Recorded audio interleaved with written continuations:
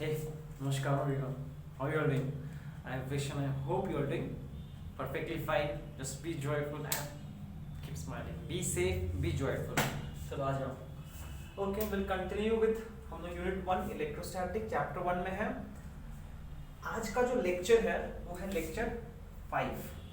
जी हाँ, इससे पहले हम लोग 4 चैप्टर कर चुके हैं और जो प्रीवियस लेक्चर था उसमें हम लोग ने पढ़ा इलेक्ट्रिक फील्ड का मतलब क्या है, इलेक्ट्रिक फील्ड को कैसे मेजर कर सकते हैं with the help of electric field strength, इसको डिफाइन किया, इसको समझा, इसके कैरेक्टरिस्टिक्स को समझा एंड देन फाइनली एक चार्ज के आसपास जो इलेक्ट्रिक फील्ड होता है उसको हम लोग पिक्टोरियली रिप्रेजेंट कर सकते हैं with the help of what is called electric field lines और इसके कुछ प्रॉपर्टीज पढ़ा गया था. आज का इंपॉर्टेंट है हम लोग के लिए.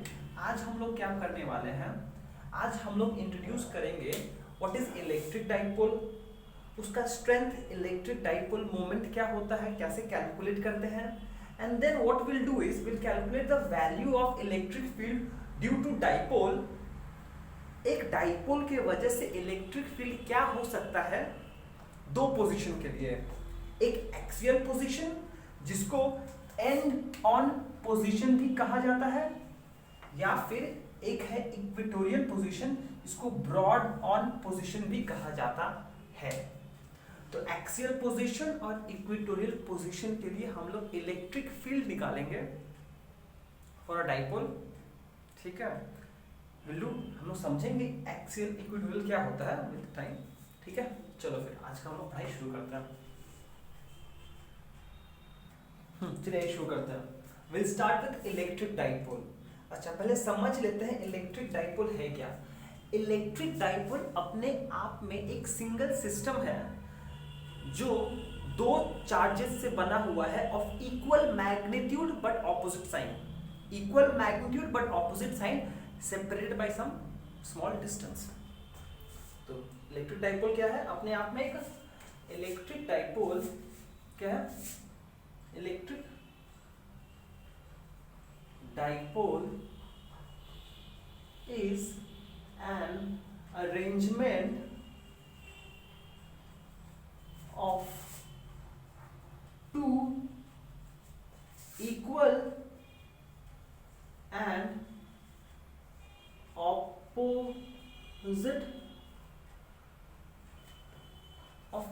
opposite charges separated by some finite distance. Separated by some finite distance. Please समझ लीजिए, ये मान लीजिए आपके पास एक चार्ज है, क्या लिया जाए -q, यहां पर एक चार्ज है +q, दोनों का मैग्नीट्यूड सेम है बट साइन डिफरेंट है. ये हो गया आपका एक इलेक्ट्रिक डाइपोल. ठीक है, same magnitude but different sign. अब मेरा बात ध्यान से सुन लीजिएगा और मान लीजिए इन दोनों के बीच का सेपरेशन है, इन दोनों पॉइंट्स के, ये पॉइंट हो गया A, ये पॉइंट हो गया B और इन दोनों पॉइंट्स के बीच का जो सेपरेशन है वो हो गया 2L. अब पूछोगे भैया ये 2L क्यों मतलब, भैया 2L का क्या मतलब है, L ले लो, 2L क्यों ले रहे हो. 2L लेने का एक रीजन है कि देखो ये डाइपोल होगा, इस डाइपोल का बीच का एक पॉइंट होगा, मिड पॉइंट, जिसको हम लोग बोलते हैं सेंटर ऑफ द डाइपोल. इस पॉइंट को मान लीजिए हम O नाम दिए हैं, जहां पर O को क्या बोलते हैं, सेंटर ऑफ डाइपोल. ठीक है, तो ये इसलिए ले रहे हैं हम क्योंकि फिर उस सिचुएशन में ये डिस्टेंस हो जाएगा L और ये डिस्टेंस हो जाएगा L. मतलब कि चार्ज का सेंटर से डिस्टेंस L हो जाएगा, चार्ज से सेंटर का डिस्टेंस L हो जाएगा. अगर हम ये पूरा L लेते हैं तो ये हो जाता है L/2. इसको डील करने में थोड़ा इनकन्वीनियंट होता है फ्रैक्शन में रखना, इसीलिए हम लोग इसको 2L लिए हैं such that the distance of the two charges from the center of the dipole is LL. ठीक है, ये हो गया बस। ये है एक इलेक्ट्रिक डाइपोल। अब दो टर्म बता देते हैं आपको हम। A straight line passing through the center of the dipole. A straight line passing through the center of the dipole is called the axial line. It's called the axial line. A straight line passing through the center of the dipole, axial line.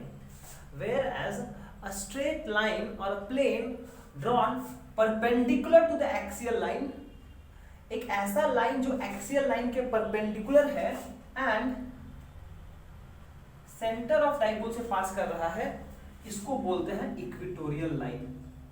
Equatorial line, I hope इतना clear है। इसी को बोलते हैं and on position, and on position भी बोल सकते हैं, और इसको बोलते हैं broad on position. Broad on position, जैसा आप सुविधा समझें। इतना क्लियर है? क्लियर है।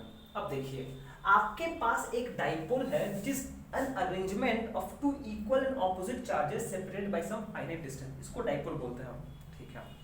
हर एक डाइपोल का अपना खुद का एक डाइपोल दूसरा डाइपोल से वैरी करेगा, ठीक है। आपके पास अगर 10 डिफरेंट टाइप्स ऑफ डाइपोल्स है तो हर एक डाइपोल का अपना खुद का एक कैरेक्टरिस्टिक्स होगा, एक स्ट्रेंथ होगा। इसी स्ट्रेंथ को बोलते हैं electric dipole moment.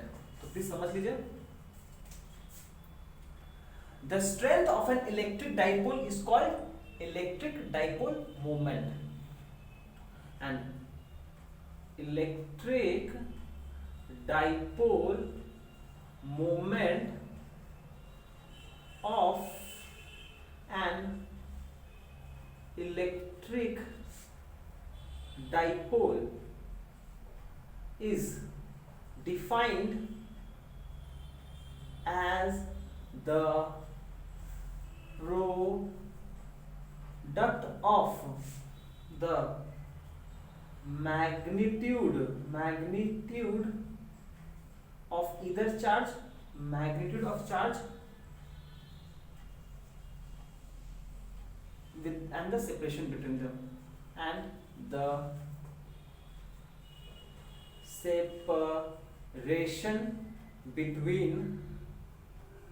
separation between them।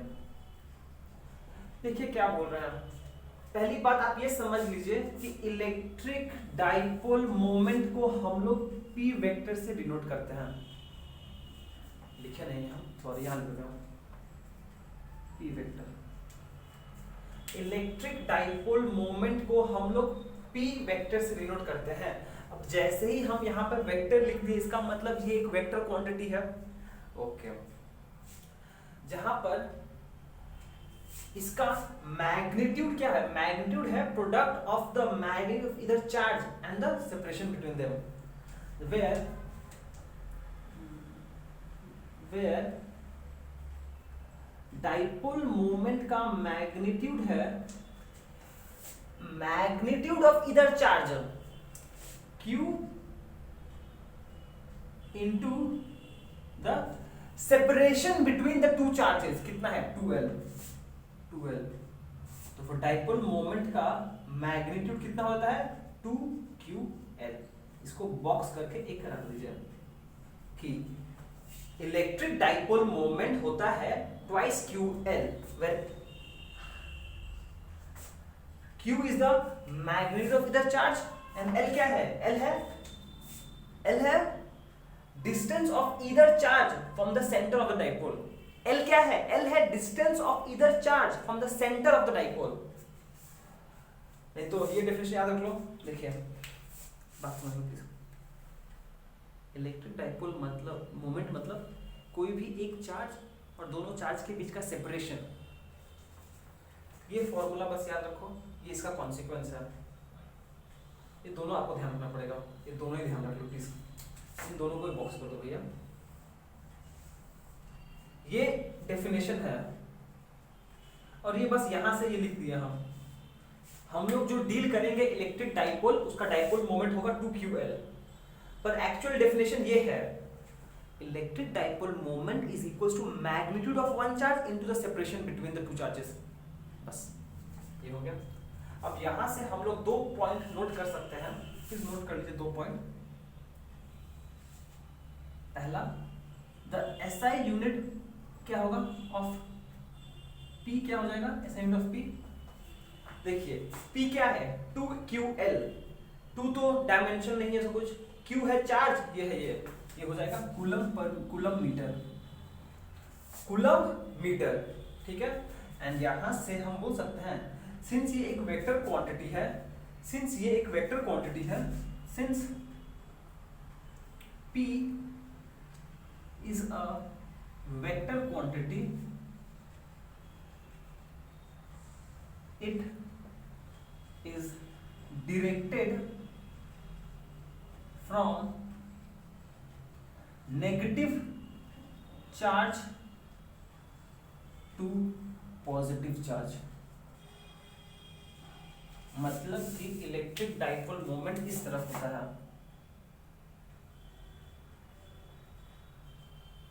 P vector होगा इस तरफ, नेगेटिव चार्ज से पॉजिटिव चार्ज तक। देखिए इतना आपको समझ में आया कि नहीं आया? आई होप इतना आपको अच्छे से क्लियर है, ठीक है। बस चलो नेक्स्ट स्लाइड में मूव करते हैं। नेक्स्ट स्लाइड में मूव करते हैं मतलब क्या, अब हम लोग का नेक्स्ट ऑब्जेक्टिव क्या है, ये एक एक्सियल पोजीशन है, ये एंड ऑन पोजीशन है। अगर हम एक इस एक्सियल पोजीशन पे कोई भी एक पॉइंट कंसीडर करें, उस पॉइंट पे रिजल्टेंट इलेक्ट्रिक फील्ड क्या होगा वो निकालना है। अगर हम इक्वेटोरियल लाइन पर एक पॉइंट कंसीडर करें at certain distance from the centre, उस पॉइंट पे इलेक्ट्रिक फील्ड क्या होगा हम लोग ये कैलकुलेट करना चाहते हैं। मतलब क्या करना चाहते हैं हम लोग, we want to calculate the value of electric field at any point on the axial position and equatorial position which are at distance r from the centre of the dipole. बस दैट्स इट। चलो शुरू करते हैं। चलिए next part में move करते हैं हम लोग। Electric field due to electric dipole, ठीक है, पर कहां पर, at any point on the axis, मतलब end on position which is at a distance, please note कर लीजिएगा, which is at a distance r from the centre of the dipole, from the centre of the dipole. ध्यान दीजिएगा, जो सारा distance होता है वो सेंटर ऑफ द डाइपोल से मेजर होता है। चलिए शुरू करते हैं। पहले एक सिस्टम बनाते हैं डाइपोल का। चलिए ये एक चार्ज माइनस क्यू चार्ज है एट पॉइंट ए, उसके बाद प्लस क्यू चार्ज है एट बी, ये उसका सेंटर है O, सच दैट ये सेपरेशन है L और यहां से ये सेपरेशन है L और टोटल सेपरेशन होगा 2L। ये तो नॉर्मल सा बात है, इतना क्लियर है आपको? ठीक है।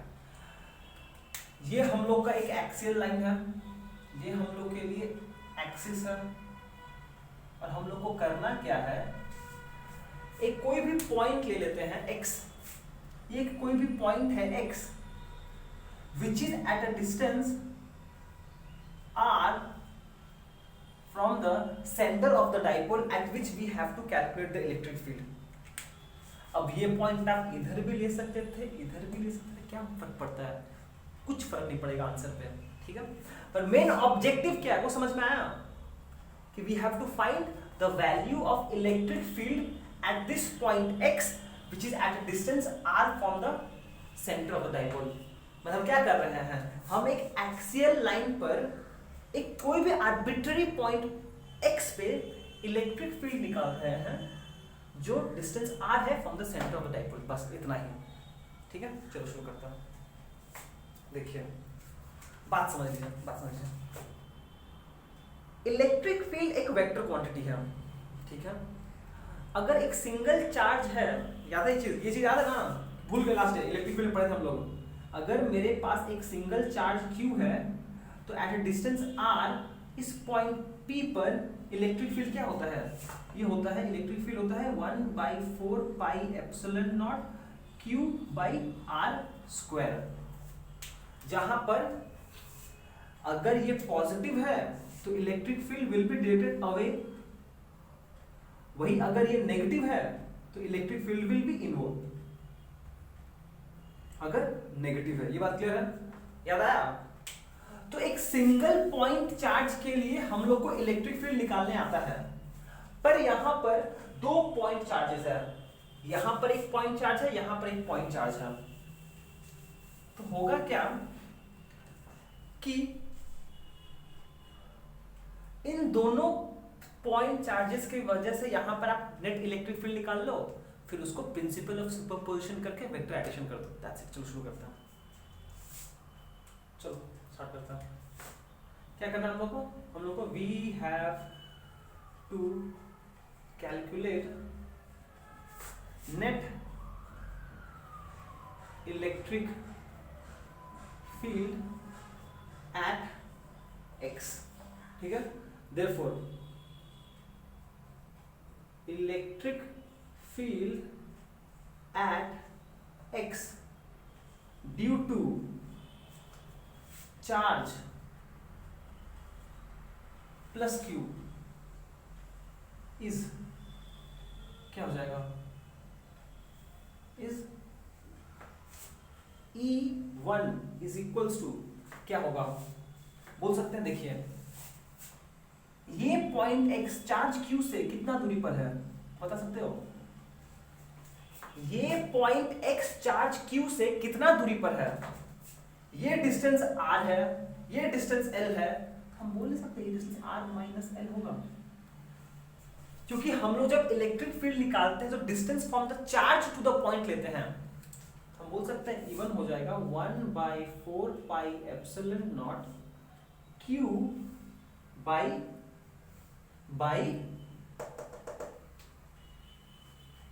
r माइनस l का स्क्वायर, ठीक है?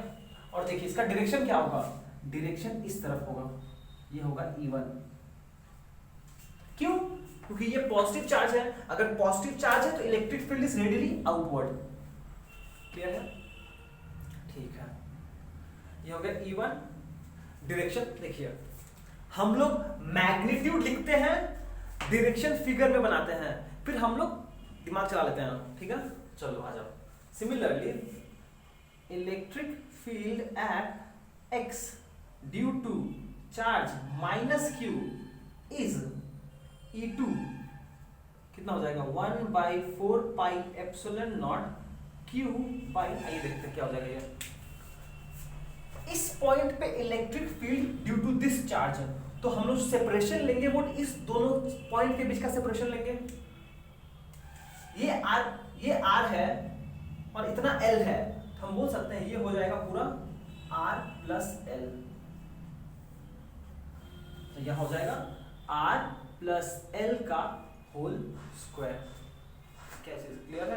हाँ क्लियर है। पर इसका डायरेक्शन क्या होगा? डायरेक्शन इस तरफ होगा, डायरेक्शन इस तरफ होगा। क्यों? क्योंकि ये नेगेटिव चार्ज है। इतना क्लियर है? आई होप इतना क्लियर। और कुछ करने की जरूरत नहीं है तो। अब यहां पे हम लोग थोड़ा बहुत therefore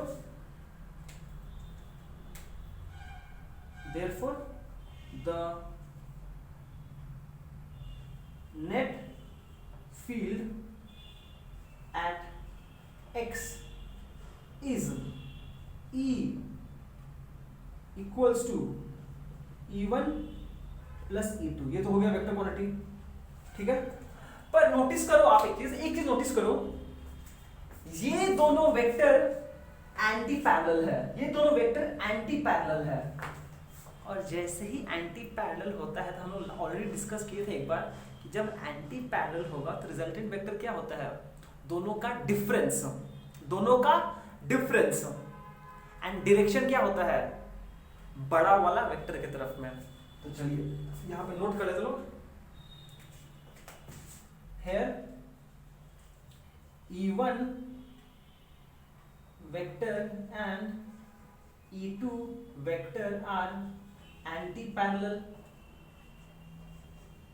और ब्रैकेट में कौन सा बड़ा है कौन सा छोटा है?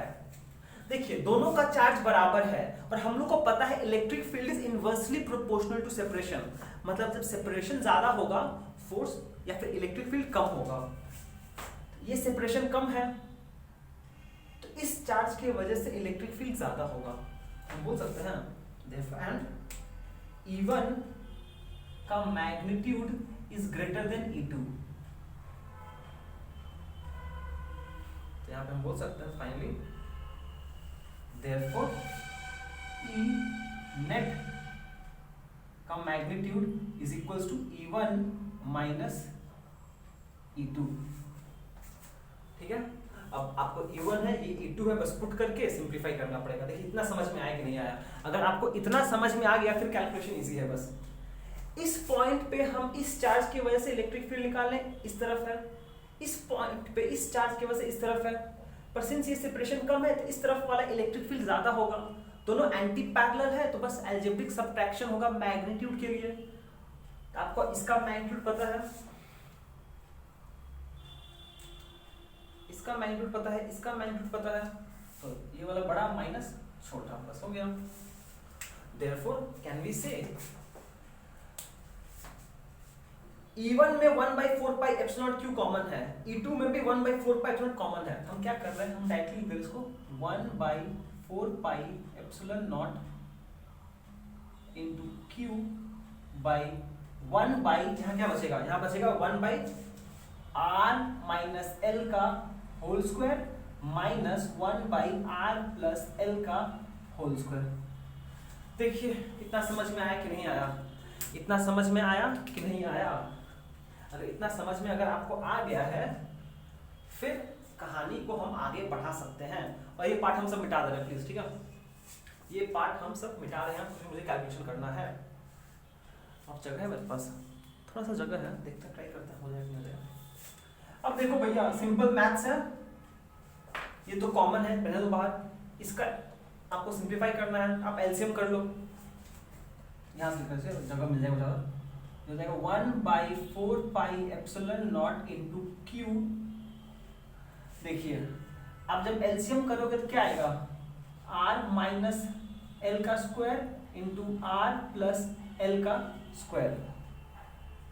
ऊपर में क्या आएगा, ये वाला जब इससे डिवाइड होगा तो R माइनस L कैंसिल हो जाएगा, बचेगा R प्लस L इंटू 1, हो जाएगा R प्लस L का होल स्क्वायर माइनस ये वाला टर्म जब इसका एलसीएम से डिवाइड होगा तो R प्लस L का होल स्क्वायर वाला टर्म कैंसिल हो जाएगा, बचेगा R माइनस L का होल स्क्वायर। देखिए समझ में आया कि नहीं?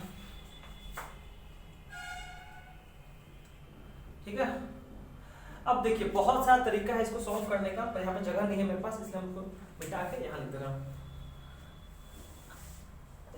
गंदा हो गया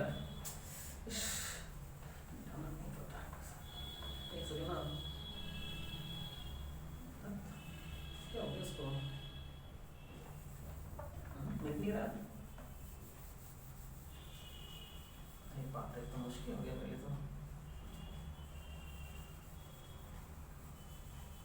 तो मिटाना मुश्किल हो गया। एक सेकंड भैया, बस थोड़ा इसको समय लग रहा है और ऐसे ठीक है मिटाना, ये सब नहीं मिटाएंगे भैया। देखिए अब यहाँ से क्या हम इसको ऐसे लिख सकते हैं, प्लीज देखिएगा 1/4 pi epsilon naught Q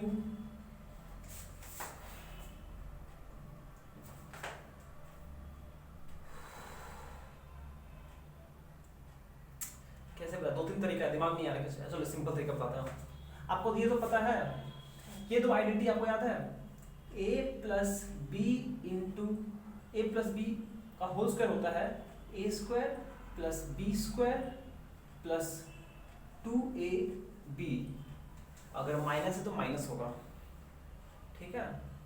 and या फिर a plus b into a minus b होता है a square minus b square. देखिए हम क्या कर रहे हैं, यहाँ पर a प्लस बी वाला आइडेंटिटी यूज कर देना, हो जाएगा r square plus l square plus 2rl, ठीक है?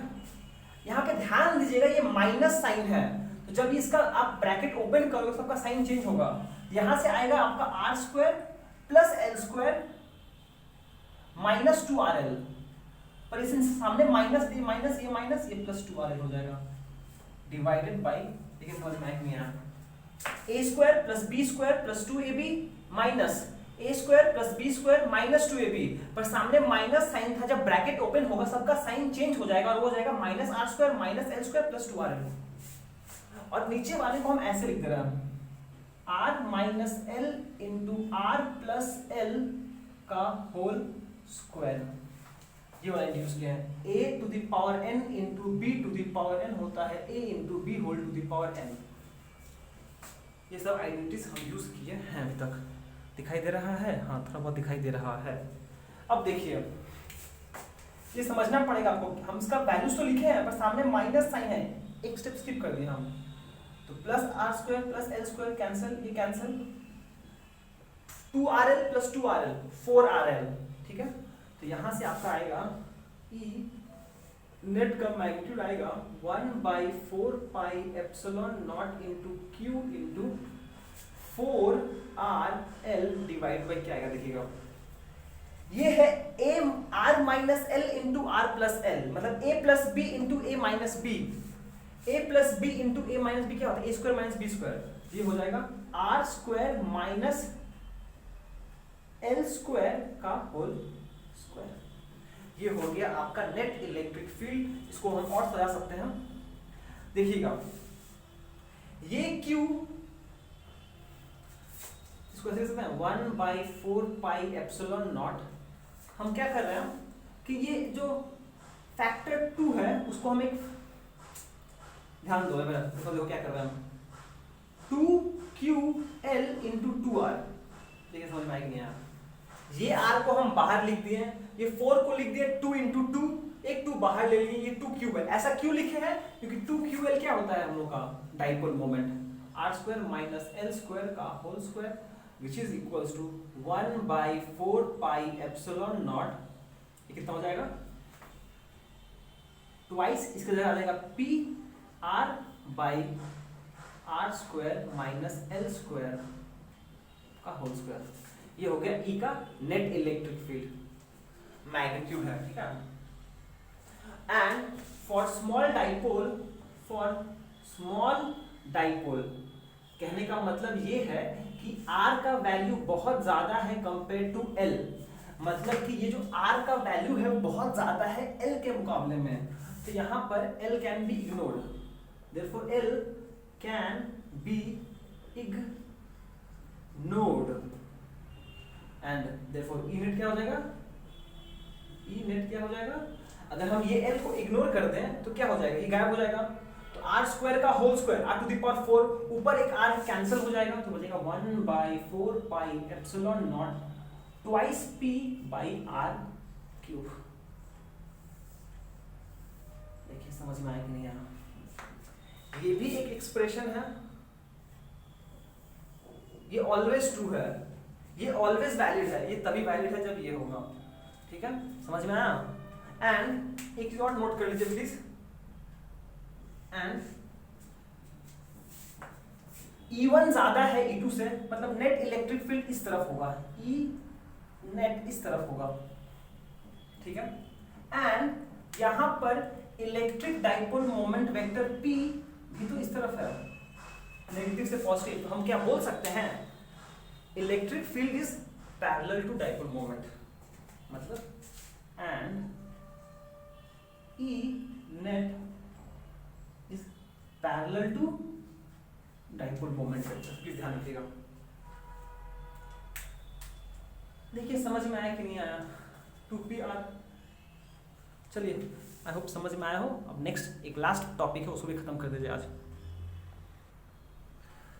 चलो आजा, देखो एक लास्ट टॉपिक है आज का, क्या है, हम लोग कंटिन्यू कर रहे हैं electric field due to electric dipole, but number B है at any point on an equatorial position, मतलब ब्रॉड ऑन पोजीशन, सेम कहानी, which is at a distance r from the centre of the dipole, from the centre of the dipole. चलिए आइए एक system मानते हैं फिर से, देखिएगा ध्यान से आप प्लीज ध्यान से, ये एक डाइपोल है मेरा, माइनस क्यू एट ए। यहां पर एक दूसरा डाइपोल है प्लस क्यू एट बी। बीच में मेरा सेंटर है ओ, और ये मेरा हो गया इक्वेटोरियल लाइन। ठीक है, ये हो गया इक्वेटोरियल लाइन। ऑब्वियसली हम लोग को नॉलेज है कि ये डिस्टेंस सेंटर से चार्ज का डिस्टेंस एल होता है, सेंटर से चार्ज का डिस्टेंस एल होता है। ये टोटल डिस्टेंस 12 होता है, वो तो जरूरत नहीं है बोलने का आपको, फिर से फिर भी लिख दो चलो।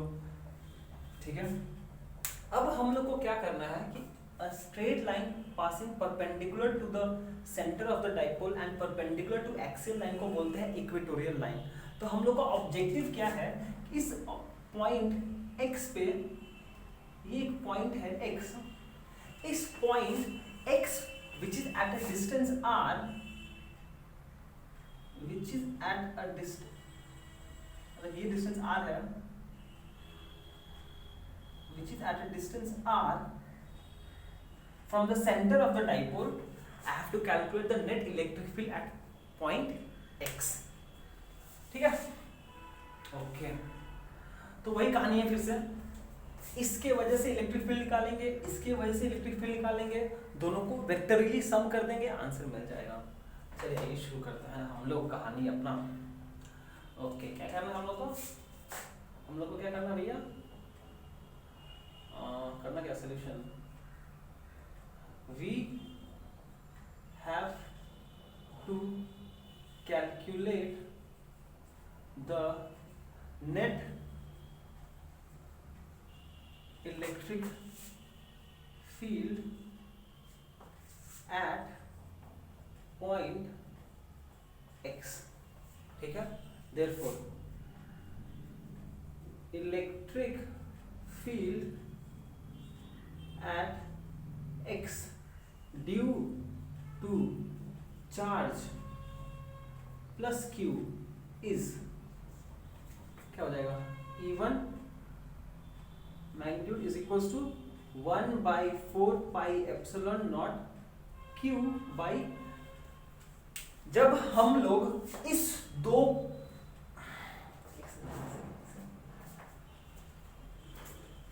जब हम लोग इस पॉइंट पे इलेक्ट्रिक फील्ड निकाल रहे हैं इस चार्ज के वजह से, तो मेरा मेन ऑब्जेक्टिव क्या होगा कि हम लोग को इस, कौन सा सेपरेशन चाहिए? इन दोनों पॉइंट के बीच का सेपरेशन चाहिए, इन दोनों पॉइंट के बीच का सेपरेशन चाहिए, मतलब ये डिस्टेंस चाहिए एक्स बी, ये डिस्टेंस चाहिए। सेंटर टू सेंटर सेपरेशन लेते हैं, इसीलिए ये डिस्टेंस चाहिए, ये डिस्टेंस नहीं चाहिए, ये डिस्टेंस चाहिए हम लोग को। हम बोल सकते हैं यहाँ पर ये डिस्टेंस कितना हो जाएगा? एक्स बी लिख लेते हैं, एक्स बी लिख लेते हैं, एक्स बी का होल स्क्वायर। ठीक है, और सिंस ये पॉजिटिव चार्ज है, then the electric field will be radially outward, मतलब वो इस तरफ होगा रेडियली, ये हो जाएगा E1। देखिए इतना समझ में आया कि नहीं आपका? Electric field will be radially outward. Similarly therefore electric field at x due to charge minus q is E2 mod is equals to 1/4 pi epsilon naught q। Negative sign हम नहीं लिख रहे हैं क्योंकि हम साइन को डायरेक्शन, साइन क्या indicate करता है? डायरेक्शन, डायरेक्शन हम एरो देके बना ले रहे हैं यहाँ पर। सिमिलरली यहाँ पर भी हम लोग कौन सा डिस्टेंस कंसीडर करेंगे? ये डिस्टेंस कंसीडर करेंगे,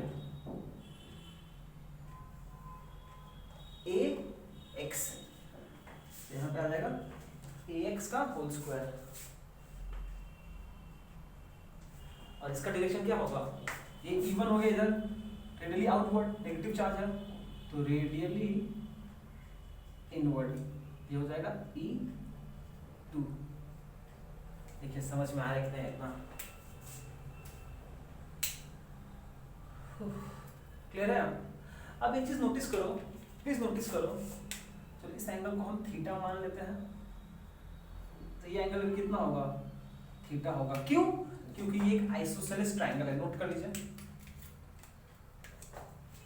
ये 90, ये जो पॉइंट O है ये 90 डिग्री है, ये भी 90 डिग्री है। इस केस में ये एक राइट एंगल ट्राइंगल है, ये अगर एक राइट एंगल ट्राइंगल है, ये परपेंडिकुलर है, ये बेस है, ये उसका हाइपोटेन्यूज है, कितना होगा यहाँ पर bx कितना हो जाएगा, square root of r square plus l square.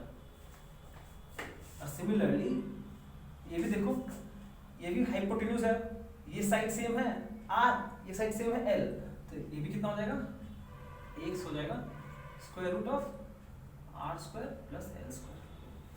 देखिए तो हम बोल सकते हैं सिंस ये दोनों साइड्स इक्वल है, मतलब ये एक आइसोसेलेस ट्रायंगल है, आइसोसेलेस ट्रायंगल है, दोनों का कॉरस्पॉन्डिंग एंगल्स भी सेम होगा। तो यहाँ पे हम बोल सकते हैं here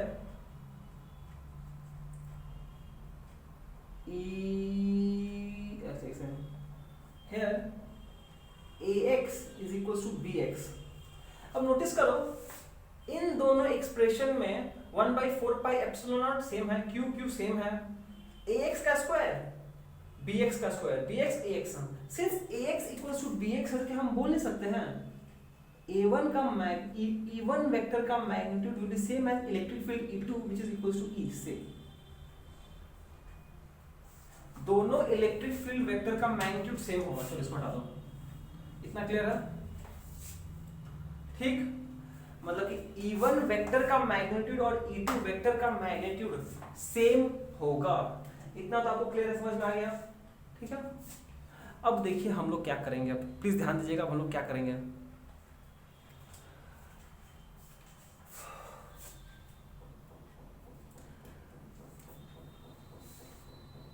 ये हो गया ना, अब ना हमको कुछ मिटाना पड़ेगा, हमको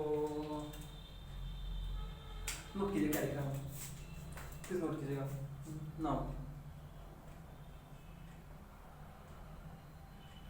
Now we draw a coordinate system, coordinate system at point x and resolve the two vectors e1 and e2 into their rectangular components,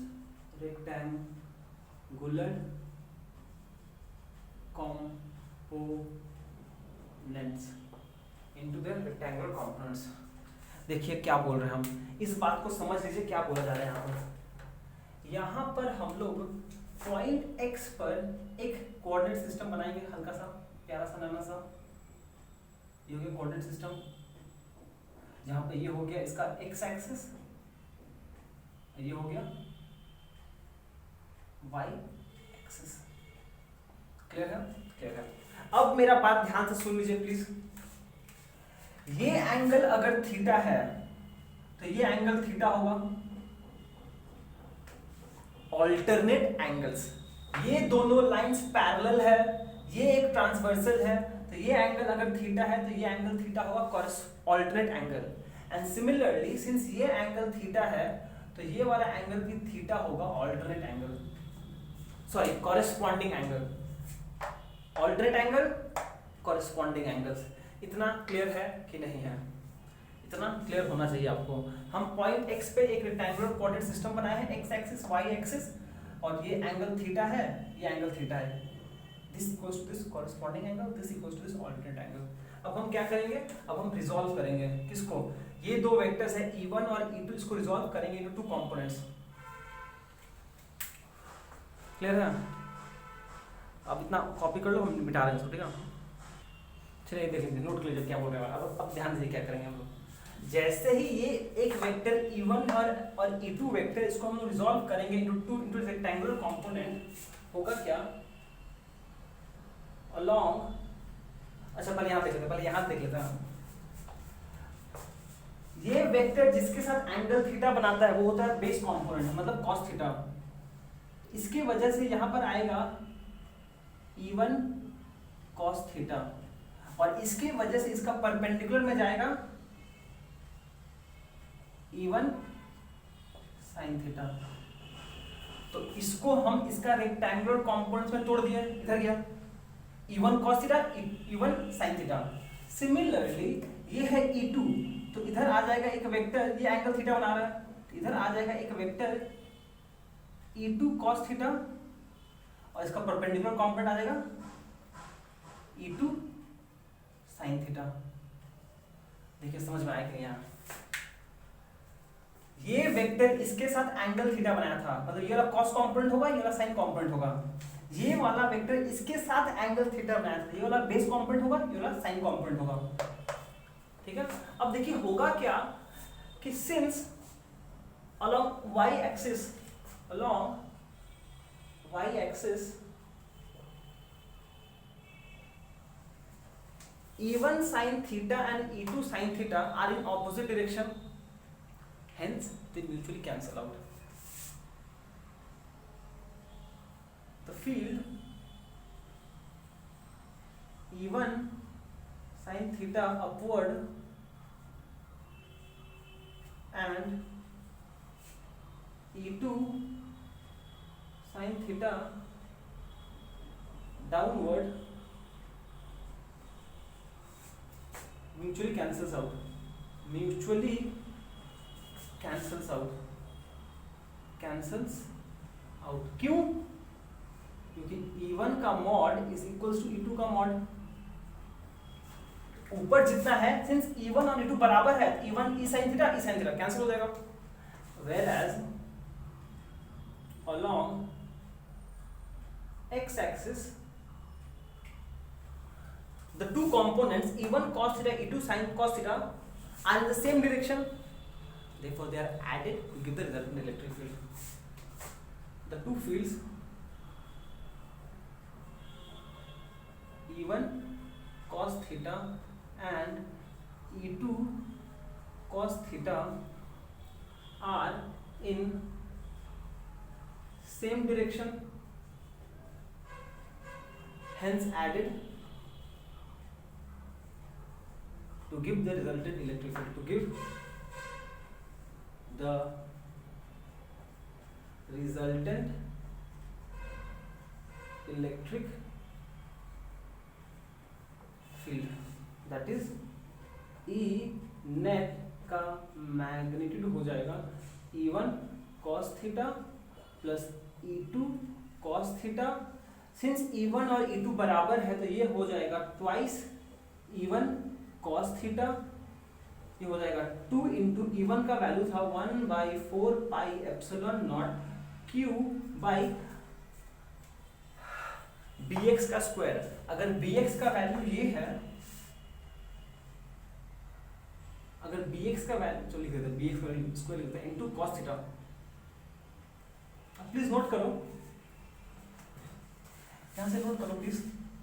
cos theta होता है बेस बाई हाइपोटेन्यूज।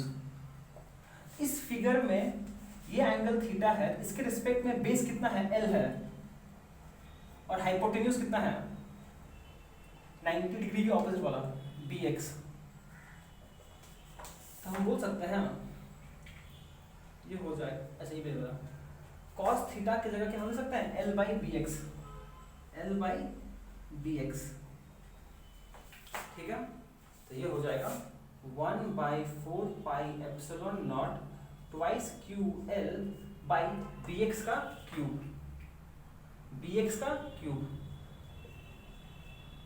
और bx का वैल्यू कितना है 1/4 pi epsilon not twice p, और ये हो जाएगा bx का वैल्यू कितना है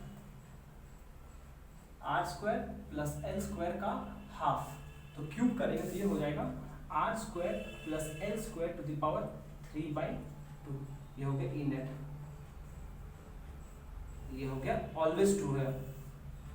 ठीक है, और आप देख सकते हो E नेट किस तरफ है, इस तरफ है आपका E नेट इस तरफ है, whereas डाइपोल मोमेंट आपका इस तरफ है, डाइपोल मोमेंट P इस तरफ है, और इनेट इलेक्ट्रिक फील्ड इस तरफ है। ठीक है, तो यहां से हम ये भी बोल सकते हैं for small dipole r is much greater than l, तो हम l को इग्नोर कर सकते हैं, ये गायब हो जाएगा, तो r square to the power l by 2 कितना हो जाएगा, ये हो जाएगा e net l is ignored, ये हो जाएगा 1/4 pi epsilon naught p by r square to the power 3/2, 2 cancel हो जाएगा, 3r क्यूब, ये हो गया, and is anti parallel to p vector, ये समझना जरूरी है, ठीक है। तो आप एक चीज देखे थे, एक्सियल पोजीशन पे स्मॉल डाइपोल के लिए नेट इलेक्ट्रिक फील्ड आता है 1/4 पाई एप्सिलॉन 2p/r क्यूब, और यहाँ पे सिंपली p/r क्यूब, मतलब यहाँ पर ये तो क्लियर हो गया ना, electric field on axis is greater than electric field